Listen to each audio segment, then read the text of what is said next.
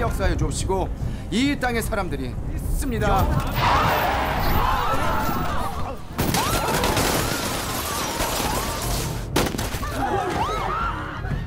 We are tourists. There are no tourist sites in Afghanistan.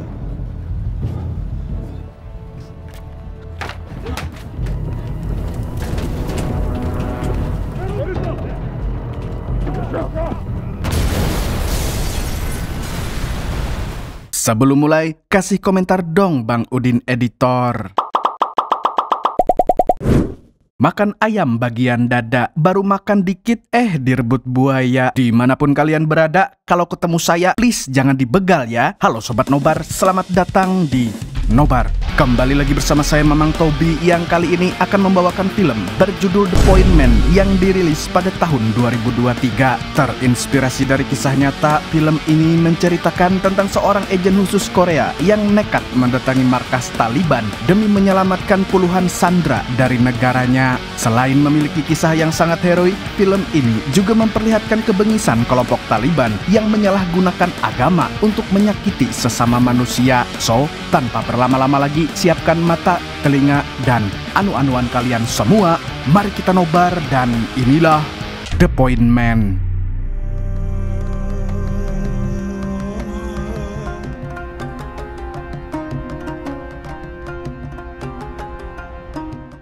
Film dimulai dengan memperlihatkan 23 orang misionaris Korea Selatan yang berkunjung ke Afghanistan untuk menyebarkan agama Kristen. Namun di tengah perjalanan bus yang mereka tumpangi dihadang oleh sekelompok Taliban. Sontak para penumpang pun panik bukan main.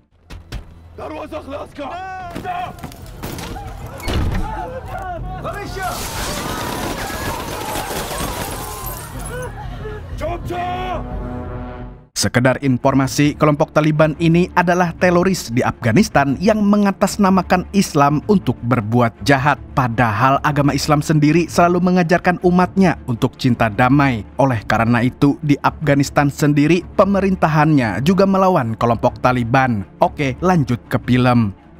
Di sini, salah satu warga Korea mengatakan bahwa mereka hanyalah turis yang sedang berkunjung. Tapi anggota Taliban itu tidak percaya karena di wilayah tersebut sama sekali tidak ada destinasi wisata. Alhasil dia pun menangkap semua warga Korea itu dan membawa mereka ke markas persembunyian Taliban. Tidak butuh waktu lama, kabar tentang penyanderaan itu sampai ke telinga seorang agen khusus bernama Jae-ho. Dan tentunya pihak pemerintah langsung menyuruhnya untuk bergegas ke kantor Kementerian Luar Negeri. Di sana dia ditugaskan untuk mencari informasi tentang kondisi para sandera. Tak berselang lama, kelompok Taliban membuat siaran langsung di televisi yang mengumumkan penculikan warga Korea Selatan. Dalam siaran tersebut, mereka menuntut sejumlah tebusan seperti penarikan seluruh tentara Korsel yang ada di Afghanistan dan pemerintah Korsel harus bisa membujuk Presiden Afghanistan untuk melepaskan 23 anggota Taliban yang dipenjara. Dan apabila kedua tuntutan itu tidak dipenuhi dalam 24 jam, maka Taliban akan mengeksekusi semua sandera yang ada. Jadi intinya penyanderaan ini sama sekali tidak berkaitan dengan agama, melainkan strategi Taliban untuk mengeluarkan anggota mereka dari penjara. Di sisi lain, kita diperkenalkan dengan seorang agen khusus bernama Dae-sik yang baru saja dikeluarkan dari penjara Afghanistan. Rupanya dia tertangkap oleh pasukan di negara tersebut saat sedang melancarkan sebuah misi khusus. Kemudian atasannya kembali menugaskan Dae-sik untuk menyelamatkan para sandera karena bagaimanapun juga dia adalah orang yang sangat paham dengan wataknya Taliban. Awalnya Dae-sik menolak perintah itu dan ingin segera pensiun dari dunia intelijen. Tapi setelah tahu kalau semua sanderanya adalah orang sipil, dia pun langsung menerima perintah tersebut. 23명이야.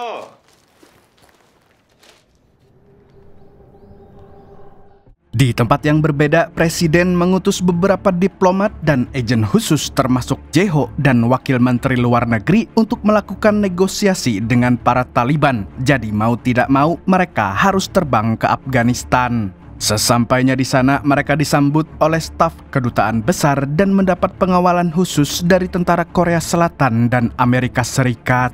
Tidak berselang lama, Daesik datang menemui Jae-ho karena dia ditugaskan untuk menemaninya selama di Afghanistan. Akan tetapi, para tentara malah menuduhnya sebagai antek Taliban. Stop! This is a warning. Hey, stop! It's okay. Untungnya, staf kedutaan bisa meluruskan kesalahpahaman ini. Kemudian, Daesik menjelaskan tentang misi yang diberikan kepadanya. Namun, Jae-ho sama sekali tidak tertarik untuk bekerja sama dengan agen khusus tersebut. Bahkan, dia langsung meninggalkannya tanpa basa-basi. Di dalam perjalanan, wakil menteri bertanya kepada bawahan Jae-ho tentang identitas Daesik. Dia lalu menjelaskan kalau Daesik pernah gagal dalam misi penyelamatan sandera di Irak. Dan tidak hanya itu, dia juga memiliki temperamen yang tinggi sejak istrinya terbunuh oleh para teroris. Dengan pertimbangan tersebut, Jae-ho memilih untuk melaksanakan misi ini sendirian. Tidak ingin membuang waktu, Jae-ho dan bawahannya langsung menemui Presiden Afghanistan. Di sana, mereka membujuk sang presiden agar mau membebaskan 23 anggota Taliban yang dipenjara untuk ditukar dengan warga sipil Korea. Sebagai gantinya, pemerintah Korea Selatan akan membangun rumah sakit dan jalan baru di Afghanistan. Mendengar tawaran itu, Presiden Afghanistan pun menerimanya tanpa ragu. Setelah itu, Jae-ho langsung menghubungi Menteri Luar Negeri dan memberitahu bahwa negosiasinya berjalan lancar. Jadi dalam waktu 24 jam, para sandera akan segera dipulangkan ke Korea. Di kantor kedutaan, Daesik kembali menemui Jae-ho dan di sini dia mengatakan kalau Presiden Afghanistan tidak akan pernah membebaskan anggota Taliban, apalagi konflik antara pemerintah dan Taliban sedang panas-panasnya. Sontak, Jae-ho pun sangat terkejut karena Daesik mengetahui hasil negosiasinya. Oleh karena itu, dia pun melarangnya untuk ikut campur lagi dalam misi ini. Lalu tidak berselang lama, pemerintah Afghanistan mengadakan sebuah konferensi pers. Dalam siaran langsung itu, Presiden menyatakan bahwa mereka tidak akan melepaskan anggota Taliban yang mereka tahan. Dan sebagai gantinya, pemerintah Afghanistan akan mencari cara lain untuk membantu membebaskan para sandera. Yang artinya, ucapan Daesik tadi memang benar. Mendengar hal itu, Jae-ho dan semua stafnya pun kecewa berat. Setelahnya, Jae-ho dan Wakil Menteri Luar Negeri berniat menemui Presiden lagi untuk membuat kesepakatan baru sebelum 24 jam. Tapi sialnya, mobil yang mereka tumpangi malah terjebak macet. Alhasil, Jae-ho pun meminta sopirnya untuk mencari jalan tikus. Tapi lagi-lagi mereka terjebak macet yang sangat parah. Dan pada akhirnya mereka memutuskan untuk mencari ojek online. Namun ternyata di Afghanistan belum ada ojek online sehingga mereka terpaksa berjalan kaki. Di tengah keramaian ini ada seorang anggota Taliban yang muncul dengan rompi bom di dadanya. Dan seketika semua orang langsung berlari sejauh mungkin. Tapi naasnya mereka sudah terlambat.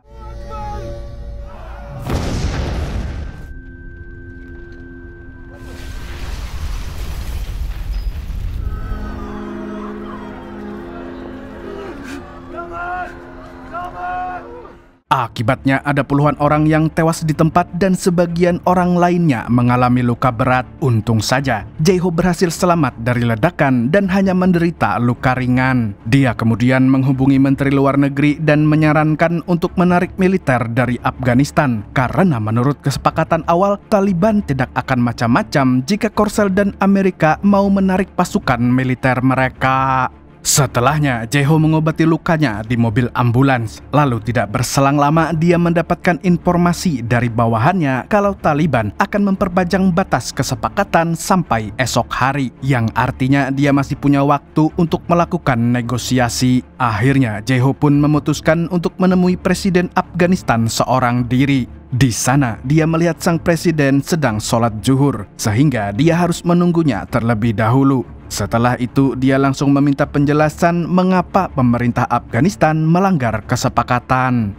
Presiden kemudian menjelaskan kalau pihaknya tidak punya pilihan lain, karena kalau dia melepaskan anggota Taliban dari penjara, maka mereka akan semakin kuat. Dan menurutnya kaum radikal itu sedang mempermainkan dua negara sekaligus. Sebenarnya pemimpin Taliban ingin meminta uang tebusan, tapi pemerintah Korea Selatan menolak permintaan tersebut. Padahal itu adalah cara yang paling mudah untuk melepaskan para sandera. Mendengar hal itu, Jae-ho pun tidak habis pikir dengan keputusan negaranya. Akhirnya Jae-ho kembali ke kantor kedutaan sambil misuh-misuh lalu bertanya kepada wakil menteri tentang hal tersebut. Sebagai abdi negara, wakil menteri hanya berkata bahwa pemerintah sudah mengutus agen lain untuk melepaskan para sandera dan ternyata orang yang dimaksud adalah Dae-sik.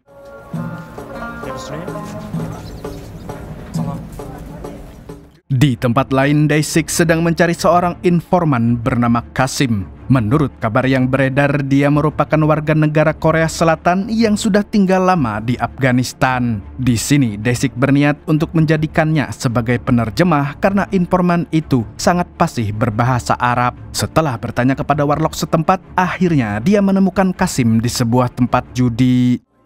당신이 카심이야? 가셈? 와우, 듣날러리 가셈? 이봉환이 나 알아요? Singkatnya, Kasim pun mau menjadi penerjemah asalkan dibayar dengan harga tinggi, nambah modal buat judi lagi. Kemudian dia mengantar Dae-sik ke sebuah desa terpencil untuk menemui seorang kepala suku paling berpengaruh di Afghanistan. Dan konon katanya beliau juga sangat disegani oleh pihak Taliban. Jadi, jika berhasil membujuk si kepala suku, maka Taliban pasti akan melepaskan para sandera.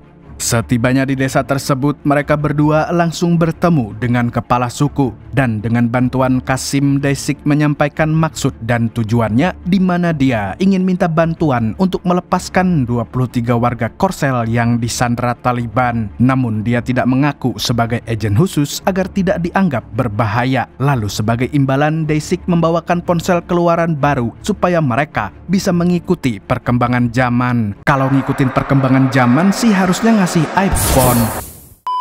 Tidak berselang lama, Jae-ho juga mendatangi desa itu dan ingin tahu tentang rencana Dae-sik. Dan pada akhirnya mereka berdua memutuskan untuk bekerja sama demi keselamatan para sandera. Sementara itu, kepala suku yang mengetahui tujuan kedatangan mereka mengajak semua tamunya masuk ke dalam rumah. Malam harinya, kepala suku mengadakan sebuah pesta untuk menyambut para tamu. Di sini, warga lokal mengajak Dae-sik untuk mengikuti tradisi lompat api. Dan untuk menghormati tuan rumah, dia pun langsung menerima ajakannya.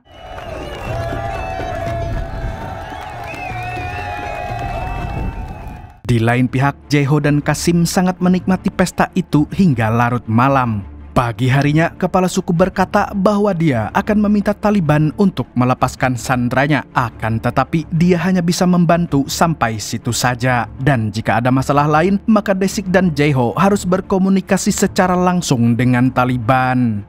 Di tempat lain, salah satu stasiun TV Korsel menayangkan sebuah acara talk show untuk membahas 23 sandera yang masih belum bebas hingga sekarang. Tapi dalam acara tersebut, bintang tamunya malah menyalahkan para sandera yang nekat melakukan kristenisasi di negara yang sedang berkonflik. Jadi menurutnya Taliban menangkap mereka gara-gara masalah agama. Padahal faktanya tidak seperti itu. Tidak butuh waktu lama, acara tersebut pun viral dan membuat pemerintah semakin pusing karena siaran itu bisa menggagalkan misi penyelamatan sandera. Dan benar saja, siaran televisi itu juga telah sampai ke Afghanistan. Di sini, kepala suku merasa dibohongi oleh Dae-sik CS. Alhasil, dia pun membatalkan bantuannya kepada mereka. Karena misinya sudah kacau balau, Jae-ho akhirnya menghubungi atasannya di Korea Selatan dan meminta pemerintah untuk memberi uang tebusan saja. Dengan begitu, masalahnya akan selesai dengan lebih cepat. Di sisi lain, Dae-sik mendapatkan informasi bahwa polisi Afghanistan menemukan mayat seorang warga Korea Selatan. Dan tanpa pikir panjang, dia pun mengajak Jae-ho untuk pergi ke TKP. Sesampainya di sana, dia langsung mengecek identitas mayat tersebut.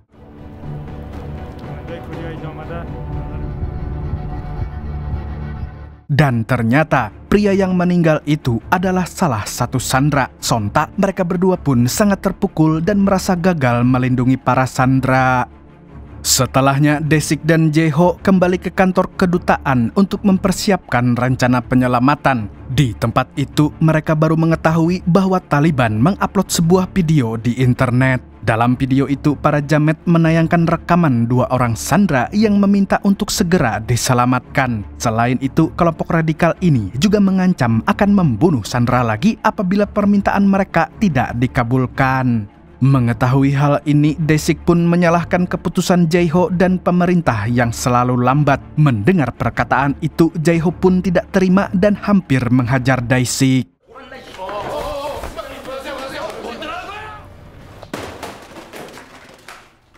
Malam harinya, Desik menghampiri Jae-ho di sebuah bar untuk meminta maaf atas pertengkaran tadi siang. Lalu setelah bermaaf-maafan, dia mengatakan bahwa satu-satunya cara untuk melepaskan sandera adalah melakukan negosiasi langsung dengan pihak Taliban. Di sini, Desik juga mengatakan kalau dia ingin menebus dosanya di masa lalu ketika mendapatkan misi penyelamatan di Irak. Jadi begini ceritanya Sobat Nobar, dulu dia harus menyelamatkan sandera tanpa kekerasan, sehingga dia terpaksa melakukan negosiasi secara langsung dengan teroris Irak. Tapi naasnya dia gagal dan sandera tersebut pun ditembak mati.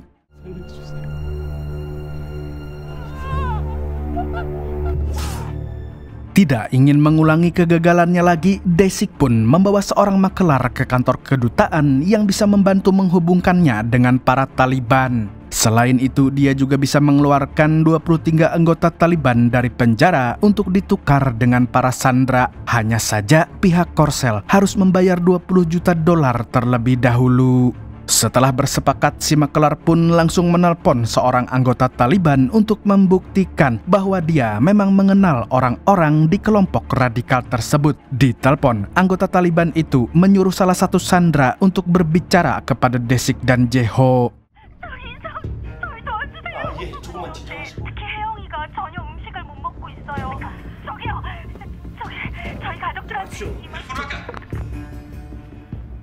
Pada akhirnya mereka mempercayai omongan si makelar dan langsung menyiapkan uang tunai sebesar $20 juta.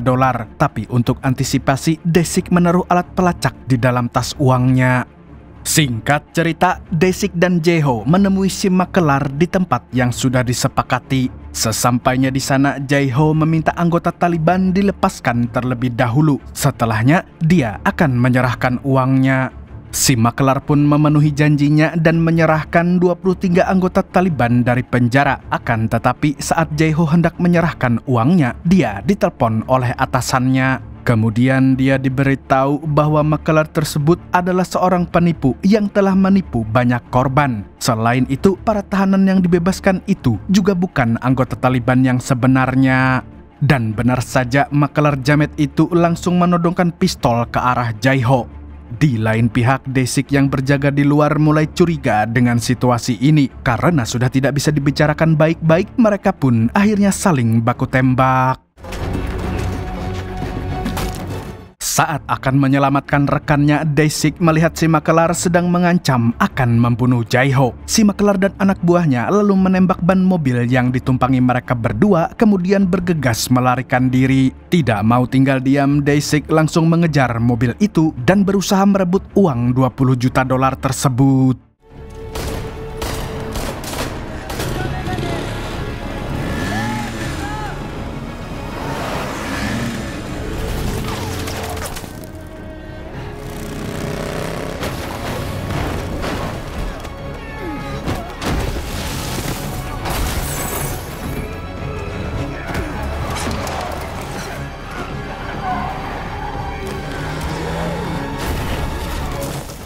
Setelah berjuang mati-matian, akhirnya Desik pun berhasil mendapatkan uangnya lagi. Kemudian dia pergi ke kantor kedutaan dan mengembalikan uang tersebut sambil minta maaf karena tidak tahu kalau makelar itu adalah seorang penipu. Di sini semua staf kedutaan terlihat marah kepada Desik, tapi Jae-ho berusaha membelanya. Lagi pula dia bisa merebut uangnya lagi. Di tengah situasi yang pelik ini, tiba-tiba komandan Taliban menghubungi Jae-ho CS dan mengatakan kalau waktu mereka sudah habis. Dan oleh karena itu, kelompok radikal ini pun membunuh seorang sandera lagi.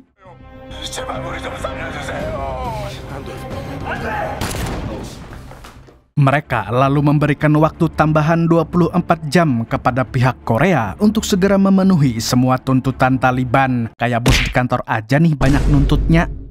Mendengar ada sandera yang dibunuh, Menteri Luar Negeri pun langsung terbang ke Afghanistan. Dan mulai sekarang, dia akan memimpin misi penyelamatan sandera yang masih tersisa.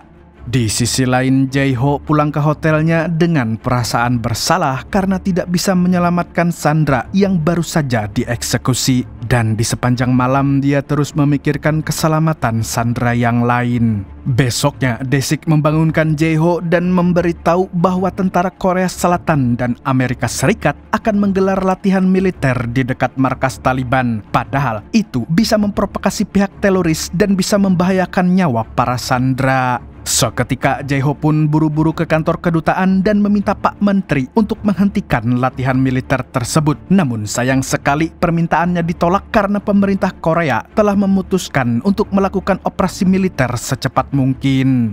Rencananya Pak Menteri juga akan memulangkan semua agen dan staf kedutaan termasuk Jae-ho agar tidak mengganggu jalannya operasi militer. Lagi pula Jae-ho dan kawan-kawan telah gagal dalam melakukan negosiasi. Dengan terpaksa Jae-ho pun menuruti perintah atasannya. Sementara itu Dae-sik yang tahu rekannya akan pulang ke Korea Selatan pun berusaha menahannya. Di sini dia mengatakan bahwa sebagai agen khusus dia masih punya tanggung jawab untuk melepaskan para sandera. 여기서 그냥 죽으라고? Sayangnya, Jae-ho sudah tidak punya pilihan lain dan tidak tahu harus bagaimana lagi. Tapi ketika sedang mengemasi pakaiannya, dia terus memikirkan nasib para sandera.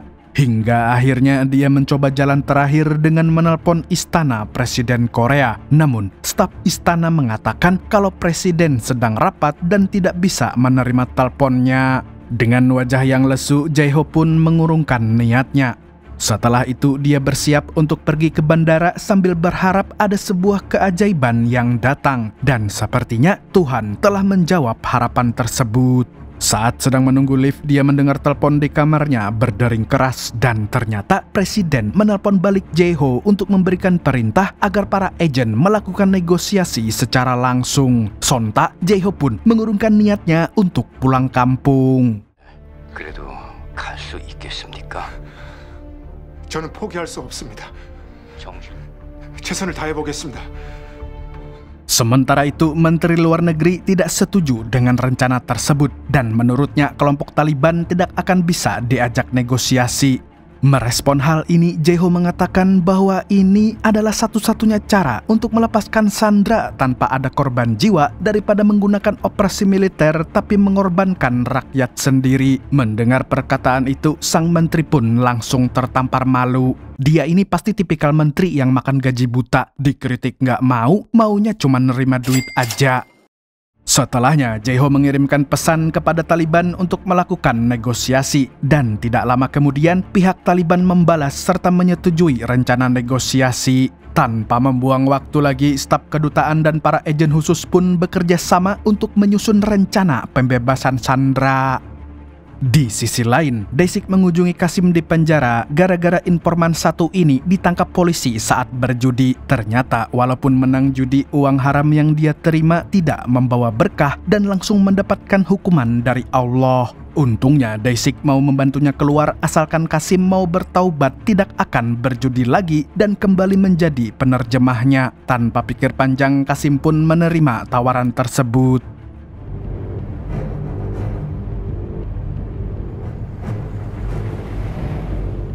Singkat cerita, hari yang ditunggu akhirnya tiba. Dengan dikawal pasukan khusus Korea Amerika, Jae-ho dan Dae-sik pergi ke sebuah gurun. Dan di tempat inilah mereka akan menunggu perwakilan Taliban. Rencananya proses negosiasi akan berlangsung di markas kelompok radikal tersebut. Tidak berselang lama, beberapa anggota Taliban pun datang. Mereka lalu mengatakan kalau pemimpinnya hanya mengizinkan satu orang negosiator dan seorang penerjemah saja yang bisa ke markas. Dan sudah diputuskan Jae-ho dan Qasimlah yang akan pergi, sedangkan Dae-sik dan para tentara akan menunggu di gurun tersebut.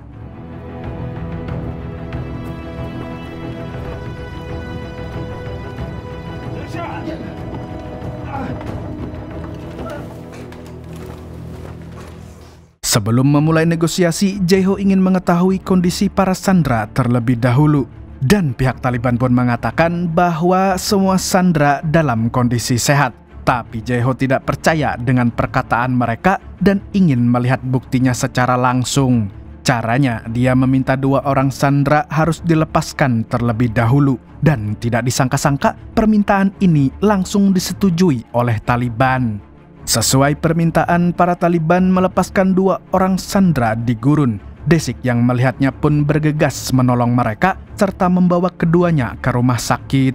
Sesudah itu, komandan Taliban ingin anggotanya yang masih di penjara untuk segera dikeluarkan. Namun, Jae-ho berkata kalau pemerintah Korea Selatan tidak bisa memenuhi permintaan tersebut. Mendengar hal ini, komandan Taliban marah dan merasa kalau Jae-ho sedang mempermainkannya. Alhasil dia pun menyuruh anak buahnya untuk menembak seorang sandera.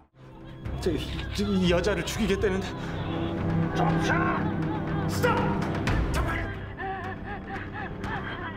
Di sini, Jae-ho terlihat sedikit ketar-ketir, tapi akhirnya berhasil meyakinkan para teroris itu agar tidak membunuh sandera. Dia lantas berjanji akan membujuk atasannya agar mau memenuhi permintaan mereka. Sialnya, Menteri Luar Negeri tidak akan mengabulkan permintaan tersebut dan justru akan mengerahkan pasukan untuk menyerang markas Taliban.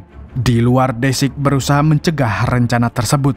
Dia mengatakan kalau Jae-ho dan Qasim masih berada di tempat itu. Namun, Menteri Luar Negeri tidak peduli. Padahal gajinya dari duit rakyat, tapi nggak mau mikirin rakyat. Merasa dipermainkan, pemimpin teroris itu pun marah besar dan mengancam akan membantai semua sandera.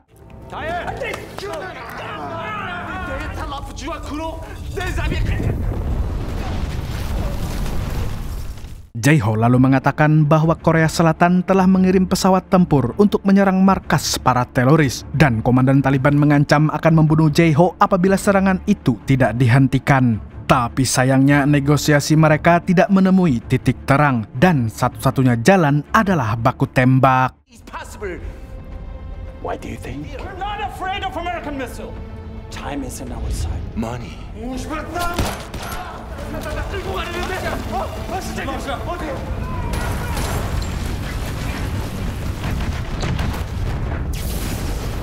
Beruntung pihak Korea mampu membuat Taliban terpojok dengan serangan dari segala sisi dan pada akhirnya komandan Taliban tampak ketakutan lalu menawarkan kesepakatan yang lebih mudah. Dia meminta uang sebesar $20 juta dan meminta Korea Selatan menarik semua tentaranya dari Afghanistan. Apabila permintaannya dipenuhi, Taliban akan melepaskan semua sandera. Tidak ingin membuang kesempatan, Jae-ho pun menyetujui kesepakatan tersebut. Dia lalu menghubungi Dae-sik dan memberitahu bahwa Taliban akan melepaskan sanderanya.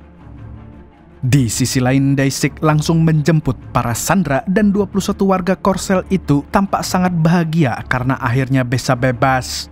Sementara itu, Jae-ho dan Qasim juga diantarkan ke gurun lagi. Mereka semua pun sangat lega karena misi penyelamatannya berhasil dilakukan. Dan tugas selanjutnya adalah mereka harus memastikan 21 orang itu pulang dengan selamat ke Korea Selatan. Akan tetapi ada masalah baru yang muncul di mana Taliban meminta 1 orang sebagai tahanan untuk memastikan Korea Selatan tidak menyerang markas mereka lagi. Di momen ini Dae-sik menawarkan diri sebagai tahanan. Walaupun sempat dicegah oleh Jae-ho, tapi agen khusus itu sudah menguatkan tekadnya. Lagi pula, dia memang ingin menebus dosa masa lalunya.